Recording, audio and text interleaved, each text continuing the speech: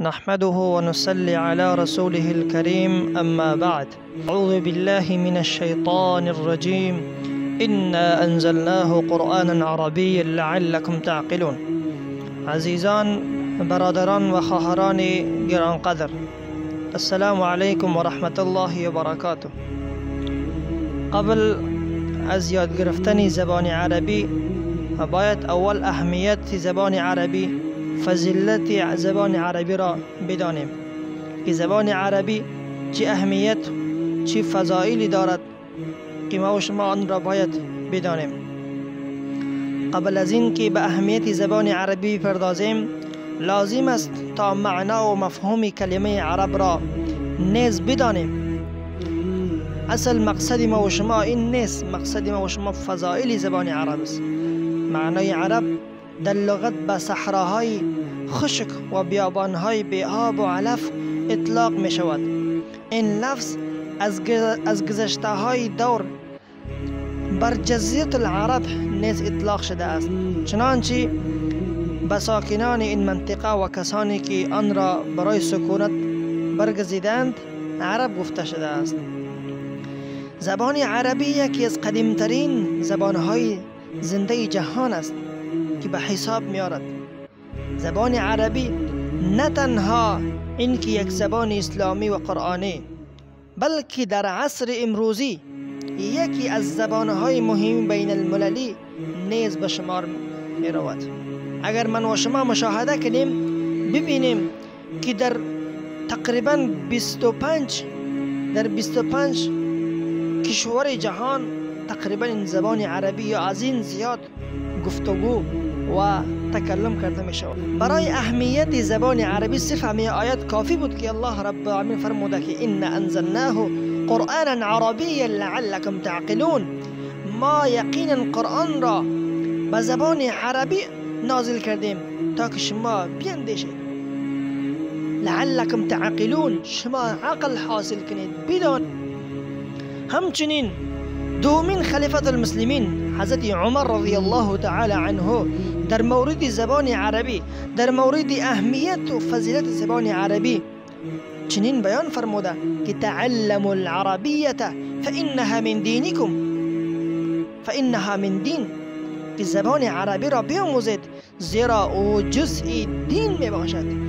زبان عربی بسیار اهمیت و فضیلت زیادی دارد. زبان عربی برای ملت‌های اسلامی اهمیت زیادی دارد. به خصوص به بعضی از زبان‌های ما مانند فارسی، پشتو، ترکی، اردو نیز دیگر زبان‌ها به اثر می‌آید، لیکن زبان عربی این یک خصوصیتی دارد که حتی این خصوصیت در هیچ زبان دنیا یافته نمی‌شود که یک لفظ است بر 100 معنا می‌آید، یک لفظ است 300 معنا دارد، یک لفظ است 200 معنا دارد.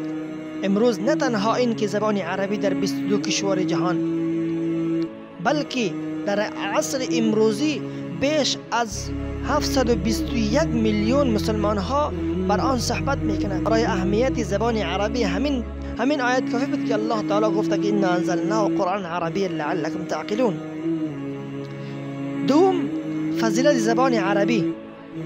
زبان عربی زبان رسول الله صلی الله علیه و سلم.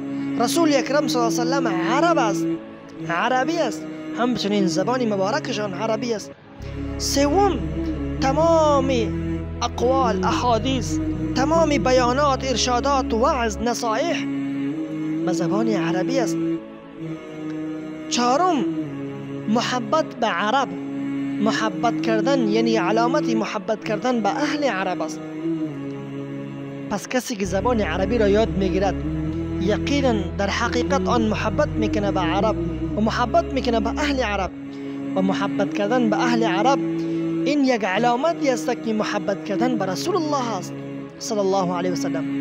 پس بداند کسی که زبان عربی را یاد میگیرد در حقیقت آن محبت به رسول الله صلی الله علیه و سلم میکند. و محبت کردن به رسول الله صلی الله علیه و سلم این یک علامت محبت به الله رب العالمین است. پس محبت کردن به الله رب العالمین سبب حصول رضایت الله تعالی می شود. پس اصل مقصد زندگی ما و شما همین است که رضایت الله رب العالمین را ما و شما حاصل کنیم. پس از یاد گرفتن زبان عربی چقدر فایده برای ما و شما حاصل می شود. جامع ترین زبان در دنیا زبان عربی است و خصوصیت زبان عربی این قسم خصوصیت است که در هیچ زبان یافته نمی‌دانید.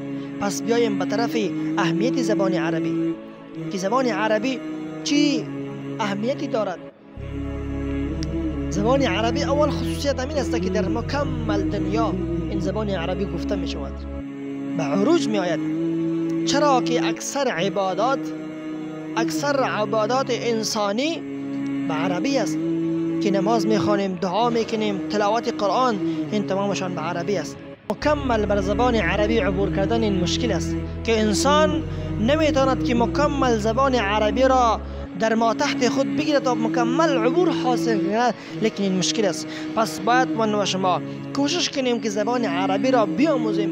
وقتی که زبان عربی را من و شما یاد بگیریم میتونیم که از کتاب‌های عربی استفاده کنیم، معنا و مفهوم قرآن را، معنا و مفهوم احادیث مبارکه رسول الله صلی الله علیه وسلم را حاصل کنیم و بدانیم. پس از الله رب العالمین دعا میکنم الله رب العالمین همه من و شما را برای توفیق کامل نصیب بفرماید که من و شما صرف و خاص به خاطر رضای الله رب العالمین این زبان عربی را یاد بگیریم و بیاموزیم و خودمان و به خواهرانمان و به برادرانمان و به دوستا و اقاربانمان کوشش کنیم این را برسانیم. رسول الله صلی الله علیه و سلم فرموده که بلغوا عنی ولو آیه. زبان عربی را هم یاد گرفتن این هم یک مبلغ است، این هم یک علم است که زبان عربی را یاد داریم. پس الله رب العالمین همه من و شما را به این گفته های من عمل کرد توفیق عطا فرماید.